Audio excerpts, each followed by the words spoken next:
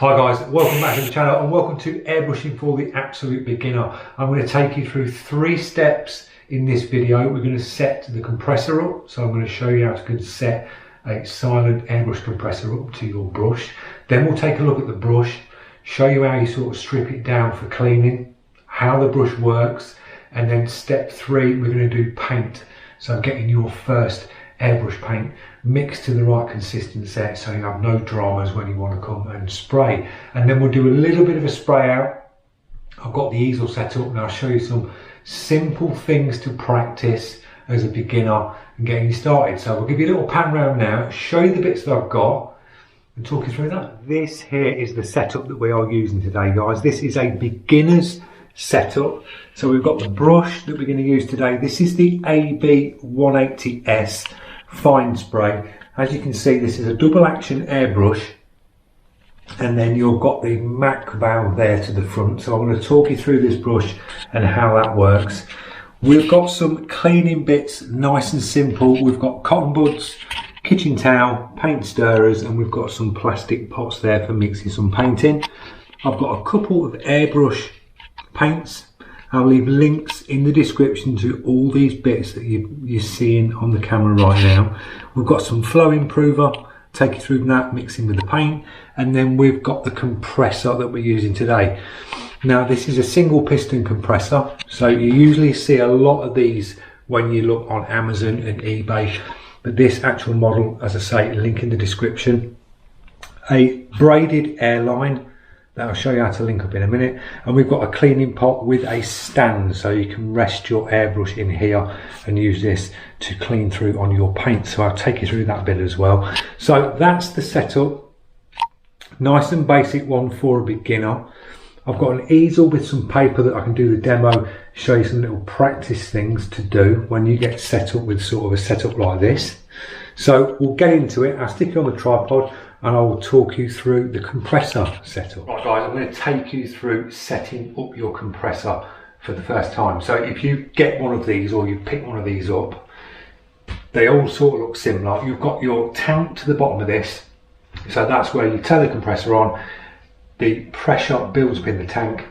This is a 3 litre tank, so it'll build the pressure up and then the compressor stops once it's reached a full tank of air. And then you'll see your gauge here. You'll get like a gauge on the side there. That's a water trap, stops any moisture coming out that tank. So you'll have your gauge there and that will show you how much pressure is in the tank. So connecting up your braided airline to the compressor is quite simple.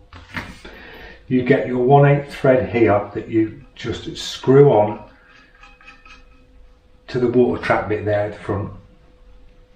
Now if you get a leak, if you connect all this up, what I'm going to show you in a minute, and then you start getting a leak of air, you can hear air coming out of here, get some PTFE tape, wrap a bit of PTFE tape around the thread and then tighten this up, and that'll just give you a better seal to the actual water trap bit there where the air comes out.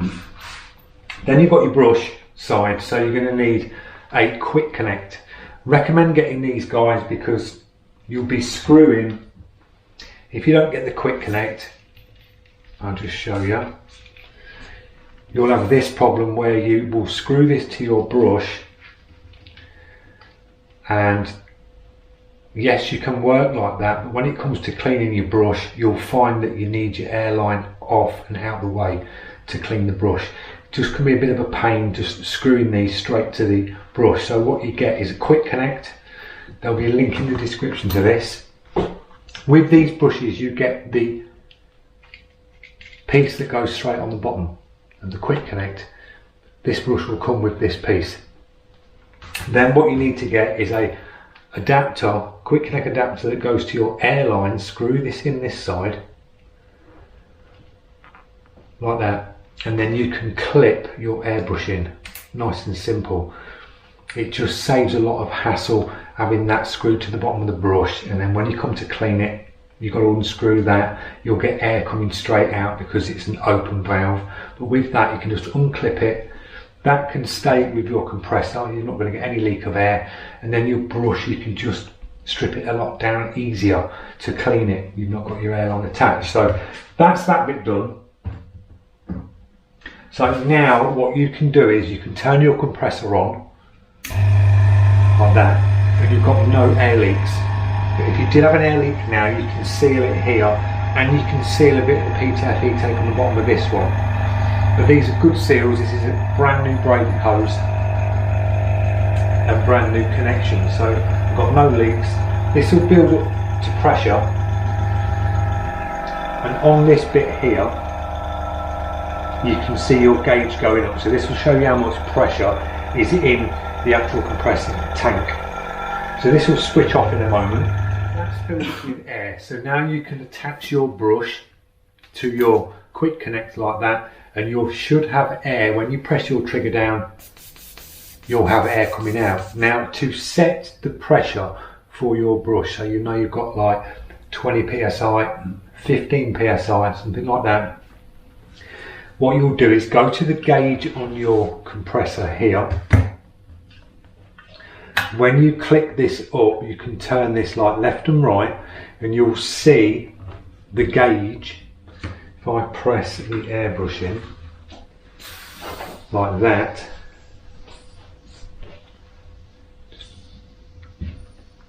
you can then bring your gauge up like this. So keep your trigger pressed down. I've got my knees on this, just sort of opening up the trigger, and then you can adjust and set your gauge here. You can see the needle going up and down. So we're going to run this about 20 psi, and then you click that down, and now you should have that correct pressure. When you press, that's staying at 20 psi. So we've got 20 psi in the brush. You press down to get your air out, and then you'll move this back and your paint will come out. The compressors will kick in and out, so excuse the noise if that's noisy. They'll just build the pressure back up and it'll stop. So that's how you'll set your brush to your compressor. That's how you dial your compressor in. What we're going to move on to now is airbrush paint. I'm going to mix some airbrush paint, show you how I mix that, because this is like a cheap brand airbrush paint that you can get, say, off Amazon, something like this. If you're on a budget, you can use this sort of paint, but you are going to have to thin it. You will find this with a lot of the cheap brands on Amazon when it comes to paints. They say they spray straight out of the bottle, but they don't. So I'll run you through a consistency, and if you get that consistency every time, mix your paint to that, you'll have no issues airbrushing whatsoever. So I'll move you in closer and we'll mix some paint. Right guys, the simplest way to mix paint to a consistency for airbrushing is nice and simple. So if you've got your cheap brand airbrush paint like this, usually you get like an agitator that sits in the bottom of the bottle, and you do this and it'll just agitate the paint. Now this paint, I can tell it's really thick, and there's not like a ball bearing in there to agitate it. So give your paint a good shake, and then you can see how thick this is when you drop it out. You can see that's really thick. Now that is sort of way too thick for airbrushing. Now they're saying that this can spray straight out the bottle, and it won't, guys. So if you're putting that sort of consistency, you can see how slow that's running. You're going to get issues. You're going to start getting spitting and things like that. You'll be running at 20 psi and you'll probably struggle to come out of the brush. So we've got that much paint. Now flow improvers I find are really good for the cheaper airbrush paints like this. You put these in, it just breaks the body of the paint down, and then you get it to flow nice and easy through the brush. So a little bit of this in there, and I'm just pouring this in. It's not an actual measured. Then give this a real good stir up. Now if you're practicing what I'm going to show you in a minute, get your paint to a consistency like semi-skimmed milk. So you're aiming, you mix it in the pot, and when you put it on the side you'll see it run down, and that's running quite quick. So that consistency there is good to spray.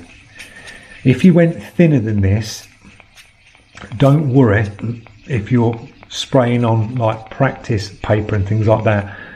If it's thinner than that, I'll just show you how you drop your pressure down so you can manage that paint. But that is sort of a good consistency now. We'll go with that. I'll drop some in the airbrush and I'll take you through the pieces on this piece of paper here. We'll do a few little passes and I'll show you some techniques to practice with this sort of paint consistency. Right guys, I'll move on to the next step. We've got the paint consistency mixed to a semi-skimmed milk, so if you mix it to that, you'll be good to go. Now you drop your paint in the top of the cup here. The first thing I'd recommend you to do is get your bottle of water. This is just tap water. Drop some in the airbrush first and spray water. Don't spray any paint at the start, just spray water and you will get that. You press down on the trigger, start to move back and you will get your water coming out. Just get a feel with the brush on how that performs with water in, and that's 20 psi. So you know how the brush feels, you're comfortable in pulling back on that trigger, and now it's time to drop your paint in. So drop a little bit of paint, guys. Don't fill the cup completely up. Just put about 3 or 4 drops in of paint, because it will save you paint. Put your lid on, and that will stop your paint drying up, especially if you're working in a hot environment and it's warm in your studio. It dries acrylic up really quick. So pull that through. So do the same again, not on your practice piece. Pull it away and then you'll see the spray coming out from the brush, and just pull that paint through. So now you've got paint going straight through the brush, and then you can commit now onto your piece of paper. So when you're going in as a beginner, your best advice is to just feel how the brush feels, like you've just sprayed water through. When you get the paint in, go for the same sort of spray you did with the water. So down for air, and then when you move back, you get your paint coming through like that. So I'm just putting a little bit of paint down and moving a little bit back on that trigger and then bringing that trigger forward. If you were to just open the trigger right up like you were just spraying that water out, you will get this. It'll blast the paint out like that. This paint at that consistency is running absolutely fine at 20 psi. So if it was a little bit runny, when you sprayed and it really built up, you would see it just run straight off the panel. So then you can dial your air pressure in on the front of these brushes.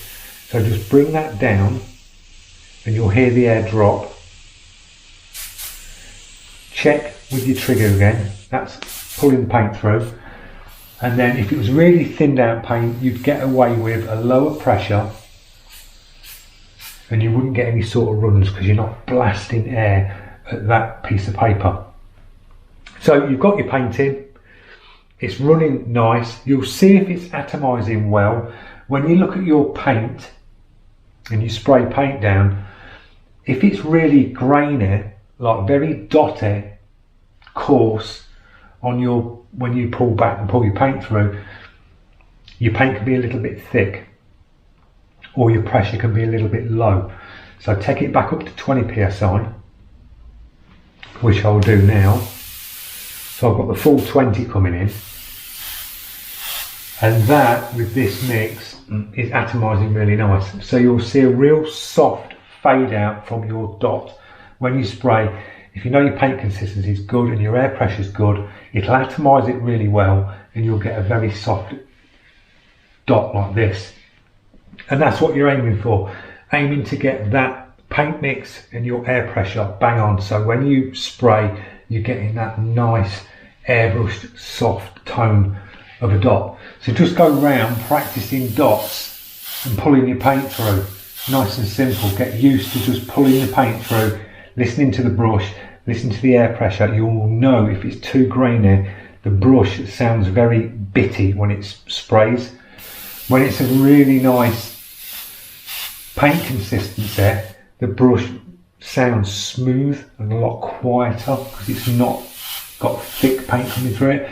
So that's the best thing to practice, is dots for a start, and getting your paint consistency right. It's just nailing them 2 bits first. Once you've got your paint consistency good, you've got the atomization down, then you can start practicing techniques where you're moving to get lines like that. So basically what you're doing is you're doing the dot technique where you're pressing down and pulling back, but now you're just sort of pressing down, pulling back, bringing the paint in, and then when you come to the end of the stroke, you're taking the paint off, but you always keep the air on, so you get nice finishes on your lines. And these are things to practice. They always say dots and lines, but they are, because you use these strokes and things in artwork. When you're doing hair, you want to get them shapes, you can do them nice on and off lines and get points, and you're moving with the brush. So it's basically dots, lines, practicing your dots but filling them in. Need some more air, a little bit noisy. Practicing your dots to get the nice soft, and then practicing this with the soft point to soft point, but on bigger strokes. So you'll be doing the same thing, but you're backing off with the brush to get a wider spray pattern for soft shading and things like that. So up close would be all your sort of detaily parts on a piece of artwork, backing off at them softer tones and things like that. So they're just the basic 2 things to practice. So things to practice are dots and lines. We always laugh about, oh, dots and lines, we all got to do dots and lines, but you do. It's boredom doing it, but it's just getting you that, learning the brush. It's all about learning this. And then once you pick up the brush again, you know exactly how it works. You know when you're going to press down and pull back for paint. You know exactly where that paint's going to be. And it's just mastering this. And these techniques, as simple as they are, them movements and them trigger movements with this brush is what gets you the artwork. And then it's just mastering your distances. Because when you spray paint and back off, you can get them real soft tones. And when you go close, you can get them real tight lines. And it's mastering how to lay the paint down with the brush and know exactly where you're going with that brush. But that all comes in time. Practicing lines, dots, backing off, more bigger dots, shading across like that. It's just mastering the trigger. You've got your paint consistency spot on. So if you just aim for semi-skimmed milk with your cheap airbrush paints, flow improver. I'll leave a link to this one. It's not a bad paint.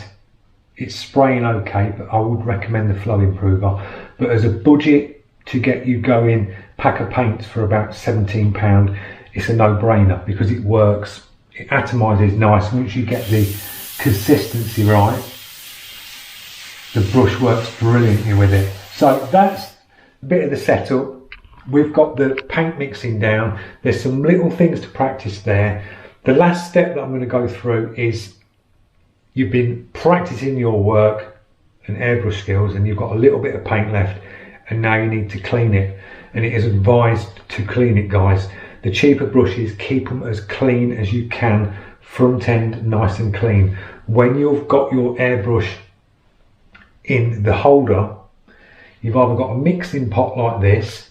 Always keep your airbrush like this, so it's down like that, pointing forward down. Don't leave your brush with paint in it laying on the side, tilting straight, because you'll get a lot of problems with paint coming back up into the brush here, and then you're going to start getting problems with the trigger and things like that. So clean your brush out as soon as you're done. If you've got a little bit of paint there and you can save it in another bottle, pour it into another bottle, save it, label it up what colour it is, job done. So when you go back, you've got some pre-mixed airbrush paint that you can just put straight in your brush and use. So cleaning it, you can get these cleaning pots. They are good. I tend to find if you're a beginner, these aren't very good for beginners because you are going to be taking your crown cap off your airbrush, especially with these ones, because you'll be spraying paint, you're not used to how the trigger works, and you'll get tip dry very, very quickly because you are practicing and working that trigger. When you get better at airbrushing, you suffer a lot less with tip dry because there are techniques you can do to clear it. So I always say work with the crown cap off, because you're going to eventually you're going to need to clean the front of the brush. If it's not spraying right, I guarantee that will be your first problem as a beginner. This is the downside with these pots. If you do work with your crown cap off and you go to put these in the cleaning pot, you can dink your needles into these so easy. I know these are like a rubber, but it's a very hard rubber on it and you can dink the needle. So for video purposes, yes, they're okay. They're good because you've got an airbrush hanger where you can rest your brush, but be very careful on putting your brush into these just to save your needle. So cleaning it, you've got a little bit of paint in your cup. Pour your paint out, connect your airbrush up, and then we're going to use water. Drop some water in the cup, grab one of your cotton buds and just clean inside the cup.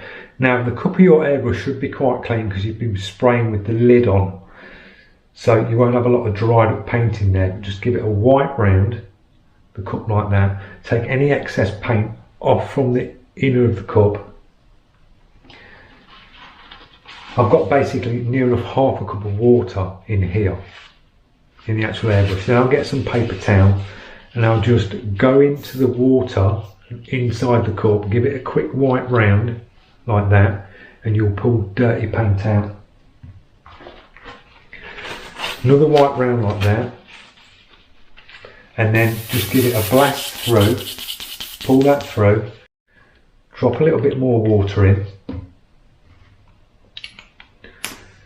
put your cup on and just give it a little shake to get loosen any paint up in that brush.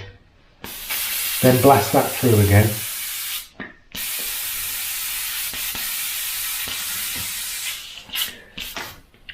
A little bit, couple of drops of water in again, and then go up to your piece of paper and just on your white paper and just check to see if you're spraying water through. Just give it a quick blast on some white. That's pulling through nice and clean. You can test on your hand like that, pull it through. So that's all clean, simple clean. Drop your cap on, drop your crown cap on, and keep an eye on the front of your brush. Always put your crown cap on. When you take your crown cap off, put some blue tack on your easel and just push your crown cap into the blue tack, because I guarantee you will lose them. They drop and you can never find them, and then the Hoover sucks them up or whatever and they're gone, and you're buying another crown cap. If you've got a dearer brush, the crown caps aren't cheap. They're like 20 up to 20 odd pound. Some of them, some can be cheap, so don't lose it. Drop it back on. You've cleaned your brush, take your airline off, put that somewhere safe or in the hanger, or you can leave it in your cleaning pot like that so you know it's clean. You've got a tank full of air left, probably have. Now you can leave your compressors with half a tank of air, full tank of air. It's absolutely fine, ready for your next airbrush session. But if you've got a build up of moisture, or you want to check your compressor to see if it's got any moisture in it, you can press the bottom of the water trap here, and then when I do this you will hear the air like wanting to push out. What that'll do is that'll just release any moisture build-up in the trap itself. To clean your tank quicker on these, on the bottoms you've got a release valve here. Now when I undo this, you'll hear the air coming out of the tank, like that. And that's the drain plug. That's what drains any moisture out of the tank. So do that sort of once a week. Undo this one, drain it out. If you do get water build up, you'll see it come out of here. You'll drain it all out. Let it drain out like that. Drain all the water out. I would turn your compressor on and just go clear it. Leave that open for a bit. Let it blow every little bit out. And then just tighten that back up. And then you're good to go for your next airbrush sort of session. There's not really a lot that can go wrong with these. The only thing that you'll find is when you're running these for a long time and you've got consistent air going all the time, you'll hear this and it'll keep running because you're full on the trigger and it'll just keep running. So just take off the trigger for a bit, let it build up, fill the tank up and then sort of go again. Don't overwork these as well. Don't run them solid for like 7, 8, 9 hours straight off full trigger because these will get hot. You sort of airbrush for an hour, walk away, grab yourself a cup of tea, come back to your piece with fresh eyes because I guarantee your eyes will start to hurt. Flick your compressor back on and then you're good to go again. So don't really overwork them. So that's basically a simple setup, guys. That's the sort of kit that you're going to get and that's the sort of process you've got to go through to get practice in. So just double check your steps as you're going along and then you're good to go. It's nice and simple. You've got your compressor set up. You know the paint consistency. Just have a go at mixing it back depending what airbrush paint you get. I would recommend going for cheap airbrush paint for a start to practice with, and then when you start progressing in your artwork, change your paint to either Kratex Illustration, Golden I'd recommend, Wicked I'd recommend, and that would be your sort of quality paints when you start doing some really nice pieces of artwork or you're starting to do sort of pictures for friends, family and things like that, because then you can use your decent paints but practice with your cheap paints for a start. Practice mixing to the consistency, the semi-skin milks, and then when you move on to better paint you can use that process of mixing it with the better paints the same way and getting it really dialed in. So that's my look at setting up for a beginner. Nice and easy, guys. I'll leave links in the description to all the bits that you see on the table in the description. I hope you've enjoyed it. I hope you picked something up. I hope I've explained it easy enough for you to pick it up. But it is, once you've got your bits together like that, you know how that works, you know how your paint works, you know how your brush works, you know how to leave your brush for the next airbrush session nice and clean, job done. You won't have any dramas.